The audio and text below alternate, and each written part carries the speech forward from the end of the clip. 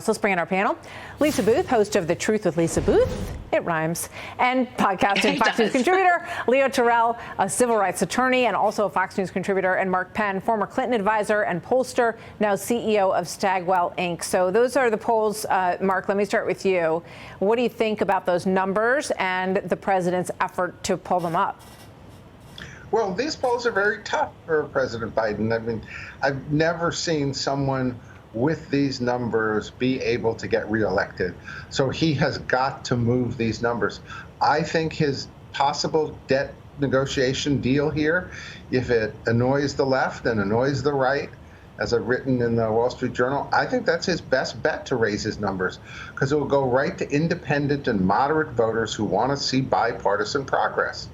So, Mark, is he savvy in this moment, then, to try to hew to the middle, which he really hasn't done much in the past couple of years? I think absolutely. I think this is high profile. I think both McCarthy and Biden will come out winners, especially if the left and the right put up a fuss, and they appear to put down the left and the right.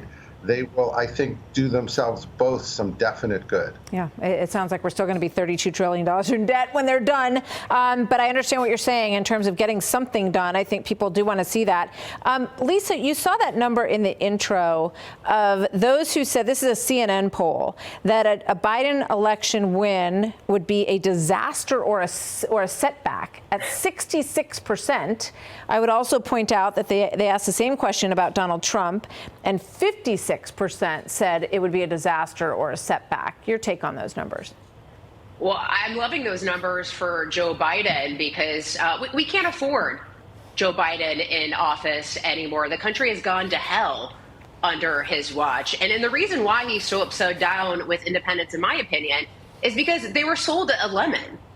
They were told that Joe Biden was going to bring order to the country, that he was going to unite the country. He has not done those things. If anything, all we've seen is disorder and disunification. I mean, this is a guy who stood on stage before the midterm elections and labeled 75 million Americans as essentially enemies of the state with the military flanked behind him. Americans have faced sky-high inflation. We're on the cusp of a potential world war with Russia and Ukraine and potentially China as well. And even beyond that, you've had parents not be able to get baby formula, not be able to get children's formula, third world type stuff in the United States of America. So that is why independents aren't buying what Joe Biden is selling, because they've already been sold a lemon, and they fully recognize that point.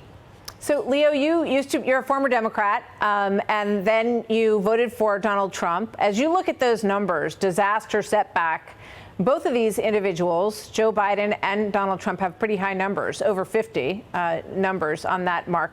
What's your take on all this, Leo? Well, let me tell you, let me draw out a distinction. I did vote for the first time in my life. I voted Republican for Donald Trump, and I plan to do so again. But there's a difference. Biden has a poor record as a president. As Lisa mentioned a few of them, let's talk about the southern border and Afghanistan. People who dislike Trump, it might be a personality thing. But Donald Trump, Martha, got our inflation down. We were respected across this entire world. Low unemployment. And get this, minorities, people of color, blacks and brown, are drifting to the Republican Party because of Donald Trump. And I'll submit to you this, that people need to vote for somebody who's going to resurrect what we had 2 years ago. And that person, in my opinion, is Donald Trump. Joe Biden is a disaster. One last point. Don't be surprised if Joe Biden does an LBJ and drops out, because, as Mark said, those numbers are horrific. Yeah, I'm kind of glad you raised that point. I had a conversation the other day with a political strategist about exactly that. Mark, what do you think about that? You've been around Democrat presidential politics a long time. Do you think there's a chance that Biden ends up not running, as Steve Forbes said? I think there really is a chance. I agree with Forbes. Look, with numbers like this, it is really super hard to get reelected. Now, maybe banking against Donald Trump as the nominee, so I think you got to begin to see how the Republican primary plays itself out. Is Donald Trump a sure thing? But secondarily, Biden's got to raise his numbers, and then by the time you get to the end of the summer, if he hasn't, a lot of people will reconsider whether or not they should get in the race and whether or not Democrats can really chance an attempt at a Biden reelection. I definitely think he's going to have a doubt moment. I think it's going to come right after Labor Day. Interesting. Lisa, what do you think about that? Well, look, I think for most Republican voters where we are right now, the two most important things are winning, right? Because if you don't win, you can't get anything done. Two, it's long-lasting change with government reform for me. I mean, we have to decentralize the federal government. I mean, the biggest threat to Americans right now is our own government. I mean, you look at the weaponization of the FBI against American citizens.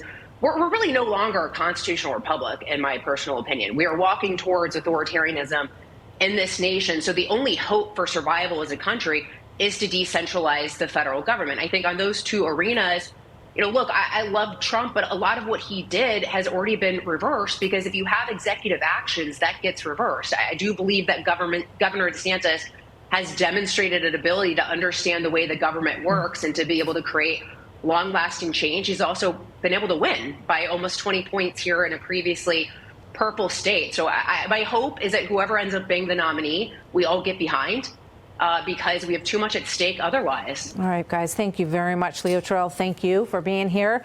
Mark Penn and Lisa Boothe, great to see you. Terrific panel. Thank you, guys. Good to see you, Martha. Thank you so much. We'll see you soon. Have a great Memorial Day weekend.